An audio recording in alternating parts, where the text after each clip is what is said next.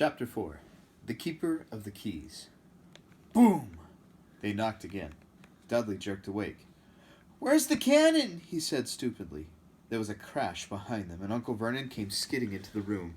He was holding a rifle in his hands. Now they knew what had been in the long, thin package he had brought with them. "Who's there?" he shouted. "I warn you, I'm armed." Then there was a pause. Then, smash! The door was hit with such force that it swung clean off its hinges, and with a deafening crash, landed flat on the floor. A giant of a man was standing in the doorway.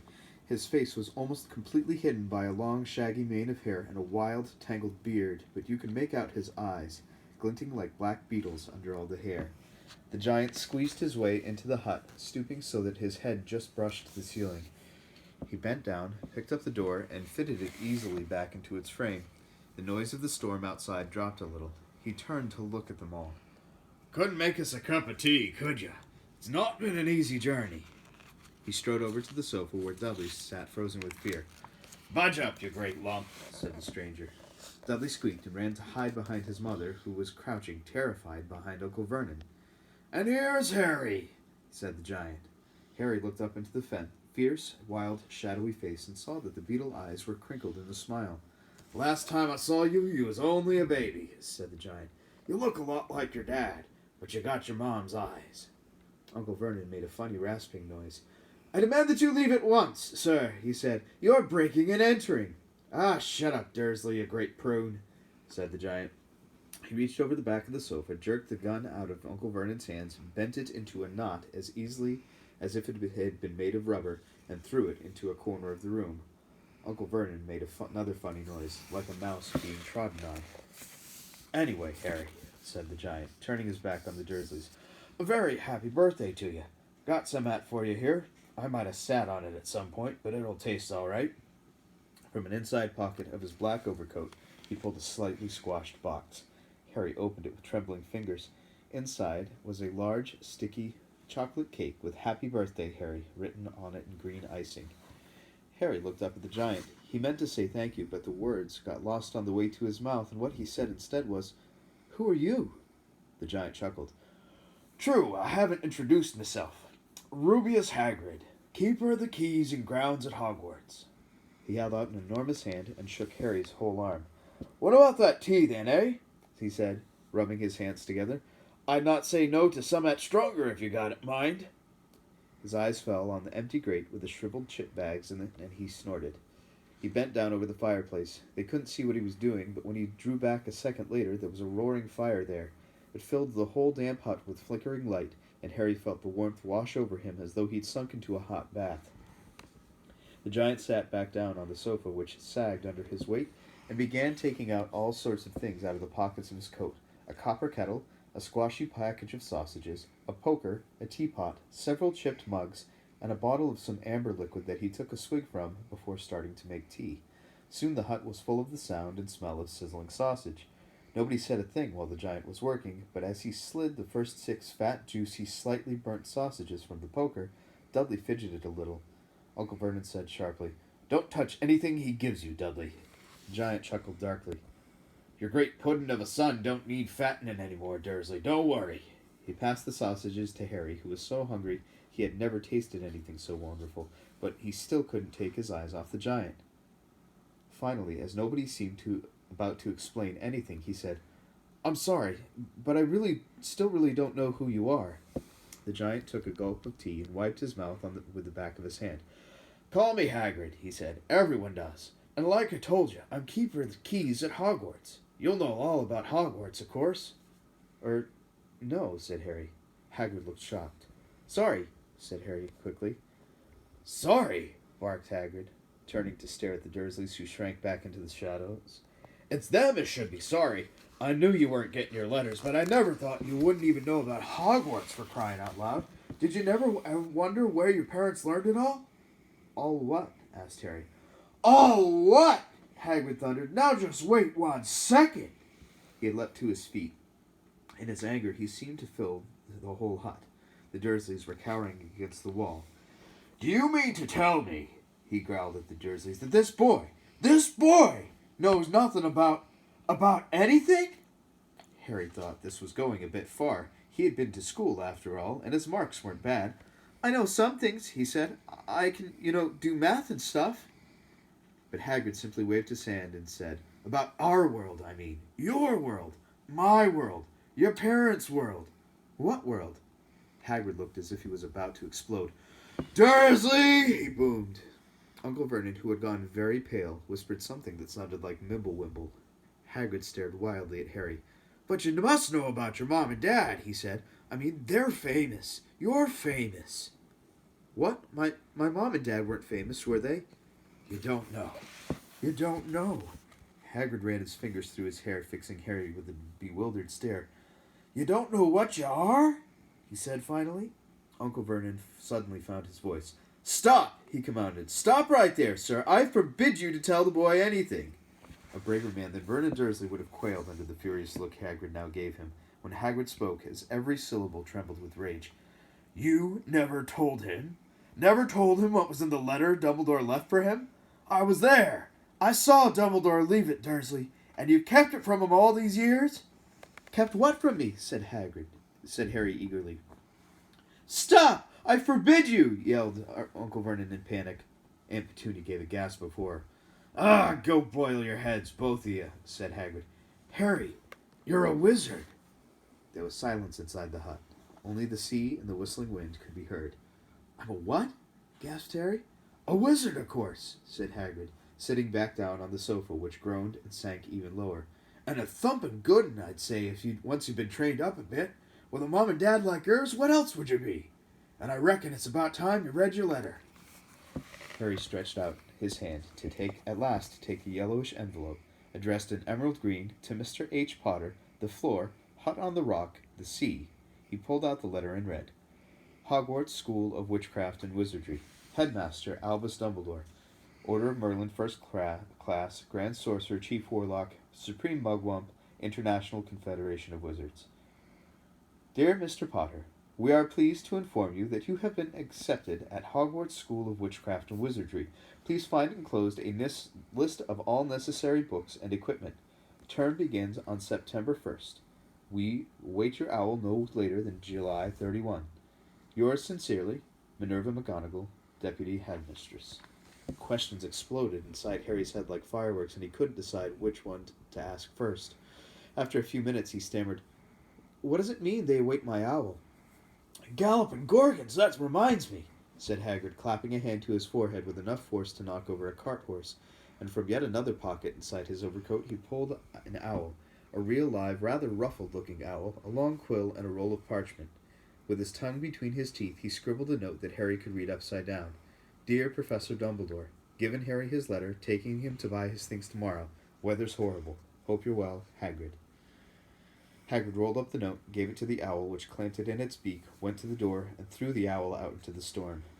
Then he came back and sat down as though this was as normal as talking on the telephone. Harry realized his mouth was open and closed it quickly. Where was I?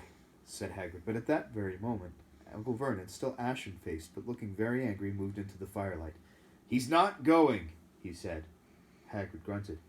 I'd like to see a great muggle like you stop him, he said. A what? Said Harry, interested. A muggle, said Hagrid. It's what we non-magic folk call non-magic folk like them. And it's your bad luck you grew up in a family of the biggest muggles I ever laid eyes on. We swore when we take him in we'd put a stop to that rubbish, said Uncle Vernon. We swore we'd stamp it out of him. Wizard indeed. You knew? Said Harry. You knew I'm a wizard? Knew? Shrieked Aunt Petunia suddenly. Knew? Of course we knew. How could you not be, my dratted sister being what she was? Oh, and she got a letter just like that and disappeared off to that school and came home every holiday with her pockets full of frog spawn, turning teacups into rats. I was the only one who saw her for what she was. A freak! But for my mother and father, oh no, it was Lily this and Lily that. They were proud of having a witch in the family. She stopped to draw a deep breath and then went ranting on. It seemed she had been wanting to say all this for years. Then she met that Potter at school, and they left and got married and had you. And of course I knew you'd be just the same, just as strange, just as abnormal. And then, if you please, she went and got herself blown up, and we got landed with you. Harry had gone very white. As soon as he found his voice, he said, "Blown up? You told me they died in a car crash." "Car crash!" roared Hagrid, jumping up so angrily that the Dursleys scuttled back to their corner. "How could a car crash kill Lily and James Potter? It's an outrage! A scandal! Harry Potter not knowing his own story when every kid in our world knows his name?" "But why? What happened?" Harry asked urgently. The anger faded from Hagrid's face. He looked suddenly anxious. "I never expected this," he said, in a low, worried voice. "I had no idea. When Dumbledore told me there might be trouble getting a hold of you, how much you didn't know. Harry, I don't know if I'm the right person to tell you, but somebody's gotta. You can't go off to Hogwarts not knowing." He threw a dirty look at the Dursleys. "Well, it's best you know as much as I can tell you. Mind, I can't tell you everything. It's a great mystery, parts of it." He sat down, stared into the fire for a few seconds, and then said, "It begins, I suppose, with a person called... But it's incredible you don't know his name. Everyone in our world knows." "Who?" "Well, I don't like saying the name if I can help it. No one does." "Why not?" "Gulping gargoyles, Harry. People are still scared." "Blimey, this is difficult. See, there was this wizard who went bad. As bad as you could go. Worse than worse. His name was..." Hagrid gulped, but no words came out. "Could you write it down?" Harry suggested. "Nah, can't spell it." "All right, Voldemort." Hagrid shuddered. "And don't make me say it again. Anyway, this wizard, about 20 years ago now, started looking for followers. Got 'em, too. Some were afraid, some just wanted a bit of his power, 'cause he was getting himself power, all right. Dark days, Harry. Didn't know who to trust, didn't dare get friendly with strange wizards or witches. Terrible things happened. He was taken over. Of course, some stood up to him, and he killed them. Horribly. One of the only safe places left was Hogwarts. Reckon Dumbledore's the only one you know who was afraid of. Didn't dare try taking the school, not just then anyway. Now your mum and dad were as good a witch or wizard as I ever knew. Head boy and girl at Hogwarts in their day. Suppose the mystery is why you know who never tried to get him on his side before. Probably knew they were too close to Dumbledore to want to do anything with the dark side. Maybe he thought it could persuade him. Maybe he just wanted him out of the way. All anyone knows is he turned up in the village where you was all living on Halloween 10 years ago. He was just a year old. He came to your house and Hagrid suddenly pulled out a very dirty, spotted handkerchief and blew his nose with a sound like a foghorn. "Sorry," he said, "but it's sad. Knew your mom and dad and nicer people you couldn't find. Anyway, you know who killed him. And this is the real mystery of the thing. He tried to kill you, too. Wanted to make a clean job of it, I suppose, or maybe he just liked killing by then. But he couldn't do it. Never wondered how you got that mark on your forehead? That was no ordinary cut. That was what you get when a powerful, evil curse touches you. Took care of your mom and dad and your house even. But it didn't work on you, and that's why you're famous, Harry. No one's ever lived after he decided to kill him, no one except you, and he killed some of the best witches and wizards of the age. The McKinnons, the Bones, the Pruitts. And you was only a baby, and you lived." Something very painful was going on in Harry's mind. As Hagrid's story came to a close, he again saw the blinding flash of green light more clearly than he had ever remembered it before, and he remembered something else for the first time in his life, a high, cold, cruel laugh. Hagrid was watching him sadly. "Took you from the ruined house myself, on Dumbledore's orders. Brought you to this lot." "Load of old tosh," said Uncle Vernon. Harry jumped. He had almost forgotten that the Dursleys were there. Uncle Vernon certainly seemed to have got back his courage. He was glaring at Hagrid, and his fists were clenched. "Now you listen here, boy," he snarled. "I accept there's something strange about you, probably nothing a good beating wouldn't have cured. And as for all this about your parents, well, they were weirdos, no denying it, and the world's better off with them in my opinion. Asked for all they got, getting mixed up with these wizarding types. Just what I expected. Always knew they'd come to a sticky end." But at that moment, Hagrid leapt from the sofa and drew a battered pink umbrella from inside his coat. Pointing this at Uncle Vernon like a sword, he said, "I'm warning you, Dursley. I'm warning you. One more word." In danger of being speared on the end of an umbrella by a bearded giant, Uncle Vernon's courage failed again. He flattened himself against the wall and fell silent. "That's better," said Hagrid, breathing heavily and sitting back down on the sofa, which this time sagged right down to the floor. Harry, meanwhile, still had questions to ask, hundreds of them. "But what happened to Sorry, I mean, you know who?" "Good question, Harry. Disappeared. Vanished. Same night he tried to kill you. Makes you even more famous. That's the biggest mystery, see? He was getting more and more powerful. Why'd he go? Some say he died. Codswallop, in my opinion. Don't know if he had enough human left in him to die. Some say he's still out there, biding his time like, but I don't believe it. People who was on his side came back to ours. Some of them came out of kind of trances. Don't reckon they could have done if he was coming back. Most of us reckon he's still out there somewhere, but lost his powers. Too weak to carry on. 'Cause something about you finished him, Harry. There was something going on that night he hadn't counted on. I don't know what it was, no one does. But something about you stumped him all right." Hagrid looked at Harry with warmth and respect blazing in his eyes, but Harry, instead of feeling pleased and proud, felt quite sure there had been a horrible mistake. A wizard? Him? How could he possibly be? He'd spent his life being clouted by Dudley and bullied by Aunt Petunia and Uncle Vernon. If he was really a wizard, why hadn't they been turned into warty toads every time they tried to lock him in his cupboard? If he'd once defeated the greatest sorcerer in the world, how come Dudley had always been able to kick him around like a football?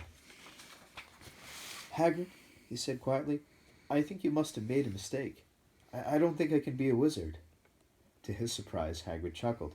"Not a wizard, eh? Never made things happen when you was scared or angry?" Harry looked into the fire. Now that he came to think about it, every odd thing that had ever made his aunt and uncle furious with him had happened when he, Harry, had been upset or angry.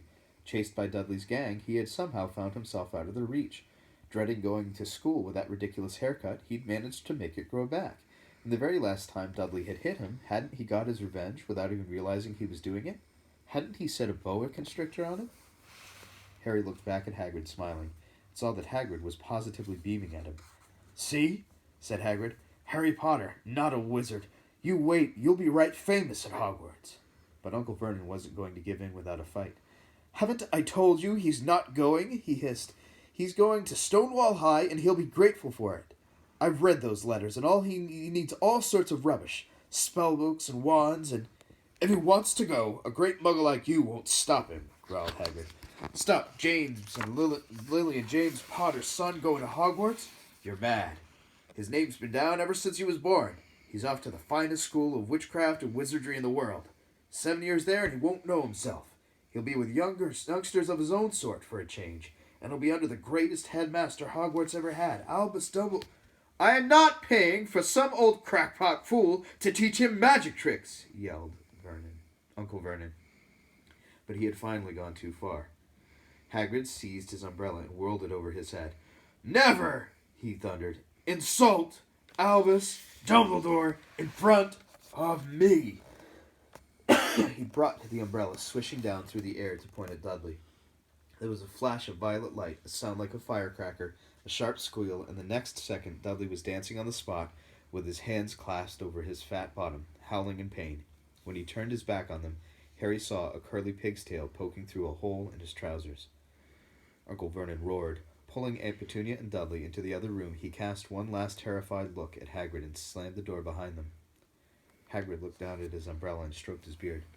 "Shouldn't have lost my temper," he said ruefully, "but it didn't work anyway. Meant to turn him into a pig, but I suppose he was so much like a pig anyway, there wasn't much left to do." He cast a sideways look at Harry under his bushy eyebrows. "Be grateful if you didn't mention that to anyone at Hogwarts," he said. "I'm not supposed to do magic, strictly speaking. I was allowed to do a bit to follow you and to get your letters to you and stuff.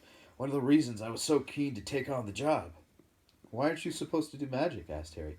"Oh, well, I was at Hogwarts myself, but I got expelled, to tell you the truth. In my 3rd year. They snapped me wand in half and everything. But Dumbledore let me stay on as gamekeeper. Great man, Dumbledore." "Why were you expelled?" "It's getting late and we've lots to do tomorrow," said Hagrid loudly. "Gotta get up to town, get your books and all that." He took off his thick black coat and threw it to Harry. You can kip under that, he said. Don't mind if it wriggles a bit. I think I still got a couple of dormice in one of the pockets.